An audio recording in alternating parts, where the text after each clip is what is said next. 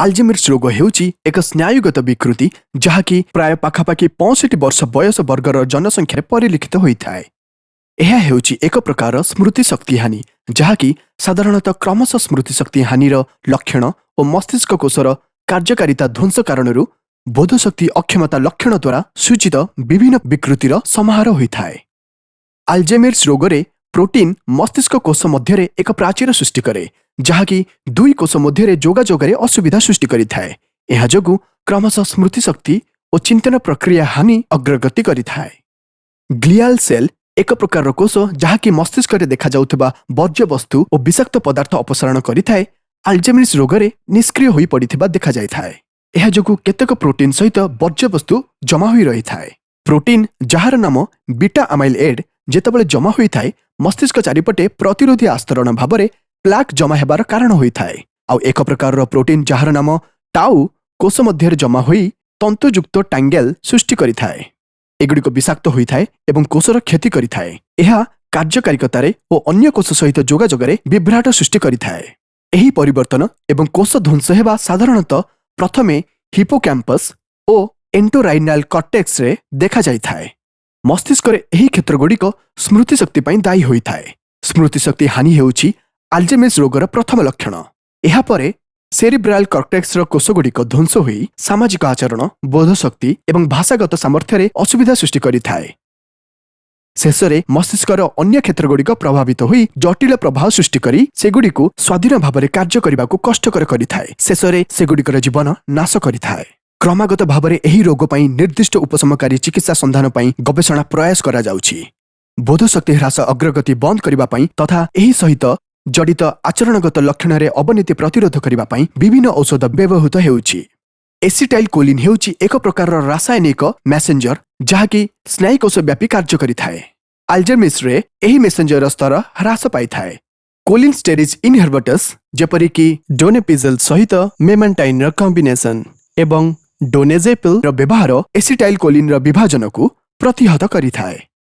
एही औषध गुड़िक चिंतन विचार बुद्धि भाषा तथा स्मृति शक्ति जनित असुविधार चिकित्सा सहायक होइथाए। यह रोग अग्रगति विलंब करिबारे सहायक होइथाए। ग्लूटामेट कोष को कैल्शियम प्रवेश कराइथाए। आल्जेमिर्स रे स्नायुकोष एक न्यूरोट्रांसमीटर जहार नाम ग्लूटामेट उत्पन्न करिथाए। अत्यधिक कैल्शियम जमा हेबा जोगु कोषर मृत्यु होई पारे। मेनांटाइन नामक एक औषध सही स्थान को आंटीगोनाइज करिथाए जहाँकि कोष सहित ग्लूटामेट को बांधि थाए। यह को कहा जाए NMDA रिसेप्टर। आवश्यकता अनुसार आचरण और मानसिक स्थिति लक्ष्यर उपरे निर्भर करी एंटी डिप्रेसेंट एंटीसाइकोटिक एवं सीडेटिव औषधर परामर्श दिया जाई पारे। आल्जेमिर्स 40 एवं 90 वर्ष मध्य देखा जाइथाए एवं बहु समय रे 65 वर्ष पर मध्य देखा जाइथाए। लक्षण गुड़िक हेउछि क्रमशः स्मृति शक्ति एवं बोधशक्ति कार्यकारिता ह्रास बाउला चाउला हेबा आचरण मानसिक स्थिति एवं व्यक्तित्व परिवर्तन। द्वंद्व परिवार सदस्यଙ୍କୁ संदेह करिबा गिलिबा कथा कहिबा चलिबारे असुविधा रोगर प्राथमिक पर्यायर निजे निजर जत्न नेबा चाप ह्रास करिबारे साहाय्य करे एवं जत्न प्रदानकारीଙ୍କ ପାଇଁ ଏହି କାର୍ଯ୍ୟକୁ ଅଧିକ ସହଜ କରାଇଥାଏ। କେତେକ ବ୍ୟବହାରିକ ସୂଚନା ହେଉଛି ଆପଣଙ୍କ ସ୍ୱାସ୍ଥ୍ୟ ସେବା ପ୍ରଦାନକାରୀଙ୍କ ସହ ଉତ୍ତମ ସମ୍ପର୍କ ପ୍ରତିଷ୍ଠା କରନ୍ତୁ। ପରିବର୍ତ୍ତନକୁ ଗ୍ରହଣ କରନ୍ତୁ ଏବଂ ନିଜକୁ ଦିଆଯାଇଥିବା ନିର୍ଦ୍ଦେଶାବଳୀ ଅନୁସରଣ କରିବା ପାଇଁ ପ୍ରସ୍ତୁତ କରନ୍ତୁ। ଆପଣଙ୍କ ପରିବାରର ସଦସ୍ୟଙ୍କ ସାହାଯ୍ୟରେ ଆଇନଗତ ଏବଂ ଆର୍ଥିକ ଯୋଜନା ପ୍ରସ୍ତୁତ କରନ୍ତୁ। ଏହି ରୋଗ ବିଷୟରେ ଅଧ୍ୟୟନ କରନ୍ତୁ କିନ୍ତୁ କୌଣସି ପରିବର୍ତ୍ତନ ପାଇଁ ଭୟ କରନ୍ତୁ ନାହିଁ। ମାନସିକ ଚାପ ଦ୍ୱାରା ପରିସ୍ଥିତି ଖରାପ ହୋଇପାରେ। ଯୋଗ ଏବଂ ଧ୍ୟାନ ସହିତ ଚାପ ଦୂର କରନ୍ତୁ। ମଦ୍ୟପାନରୁ ଦୂରେଇ ରୁହନ୍ତୁ ଏବଂ ଔଷଧ ସେବନ କରିବାକୁ ଭୁଲନ୍ତୁ ନାହିଁ। ଯଥେଷ୍ଟ ବିଶ୍ରାମ ନିଅନ୍ତୁ ଏବଂ ଯାହା ମନେ ପକାଇବା ବା ଚିନ୍ତା କରିବା କଷ୍ଟକର ମନେ ହୁଏ ସେ ସବୁ ବିଷୟରେ ଚିନ୍ତା କରି ଚାପଗ୍ରସ୍ତ ହୁଅନ୍ତୁ ନାହିଁ।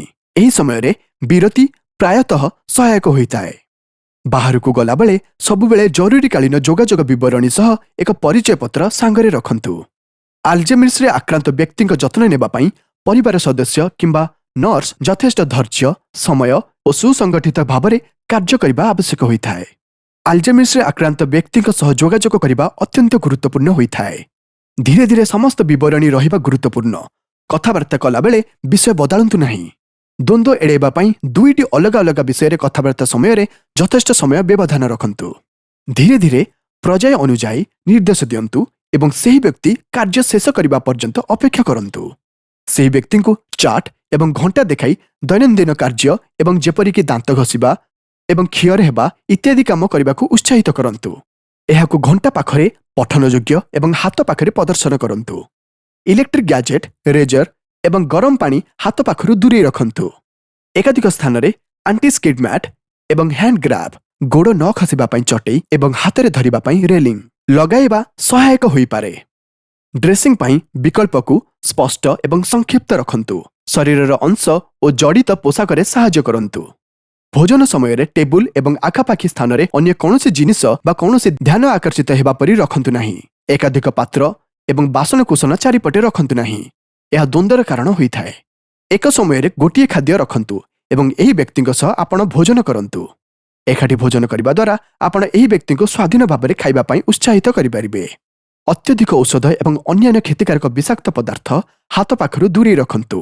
ସମସ୍ତ ଔଷଧ ବିଲ୍ ବକ୍ସରେ ସଜାଇ ରଖନ୍ତୁ ଏବଂ ପ୍ରସ୍ତୁତ କରାଯାଇଥିବା ଟାଇମ୍ ଚାର୍ଟ ସାହାଯ୍ୟରେ ଠିକ୍ ସମୟରେ ସେବନ କରିବାକୁ ମନେ ପକାଇ ଦିଅନ୍ତୁ। ଗାଧୁଆ ଘର ଛିଟିକିଣି ସହଜରେ ଉଭୟ ପଟୁ ଖୋଲି ହେବା ପରି ଲଗାନ୍ତୁ। ହଠାତ୍ ଝାଡ଼ା ପରିସ୍ରା ହୋଇଯିବା ଘଟଣାରେ ଶାନ୍ତ ରୁହନ୍ତୁ ଏବଂ ସହାୟତା କରନ୍ତୁ। ଶୌଚାଳୟ ବ୍ୟବହାର କରିବାକୁ ବାରମ୍ବାର ମନେ ପକାଇ ଦିଅନ୍ତୁ। ସ୍ନାନ ଗୃହ ପରିଷ୍କାର, ଶୁଖିଲା ଏବଂ ସ୍ୱାଧୀନ ଭାବରେ ବ୍ୟବହାର କରିବା ପାଇଁ ଆରାମଦାୟକ ରଖନ୍ତୁ। ଫ୍ଲସ୍ ଏବଂ ହାତ ଧୁଅନ୍ତୁ ପରି ସାଇନ୍ ବୋର୍ଡ ପାଖରେ ଲଗାନ୍ତୁ। ବାଥରୁମ୍ କବାଟ ଖୋଲା ରଖିବା ସହାୟକ ହୋଇଥାଏ। ସହଜରେ ଏଠାରେ ପ୍ରବେଶ କରିପାରନ୍ତି।